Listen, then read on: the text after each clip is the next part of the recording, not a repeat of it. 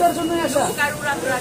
উড়াধুরা গানের জন্য। শাকিবের সিনেমা কি এর আগে দেখা হয়েছে? হ্যাঁ, প্রিয়তমা দেখেছি, ফার্স্ট ওনার এই মুভিটাই দেখেছি। ওটা দেখার পর মনে হয়েছে যে বাংলাদেশের সিনেমা চেঞ্জ হয়েছে, এজন্যই আসলে বাংলা মুভি দেখতে আসা।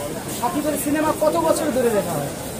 আমি প্রথমত ভাই প্রিয়তমাই দেখেছি, আজকে তুফান দেখতেছি।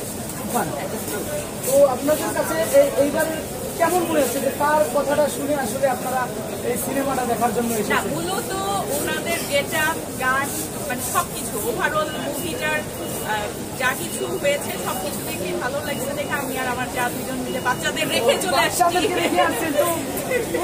আজকে আমাদের ডে, আমাদের ডে, ওরা আসছে বাসায়। আসলে আপু, এই যে আপনারা সিনেমাটা যে দেখতে আসলেন, অবশ্যই কারো মুখে না শুনেছেন যে তুফান দেখতে এসেছেন, কারো মুখে শুনেছেন?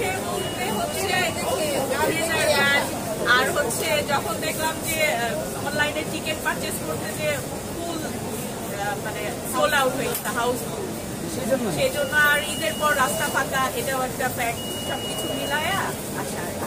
আর মূলত মানে যে চেঞ্জটা আসছে বাংলাদেশের মুভিতে, আমরা সাধারণত সচরাচর দেখা যায় যে বাংলা মুভি দেখতে আসি না, কিন্তু এখন দেখা যায় যে মানে সব লেভেলের লোকজনই বাংলা মুভি দেখার জন্য উৎসাহিত হয়েছে চেঞ্জের কারণে।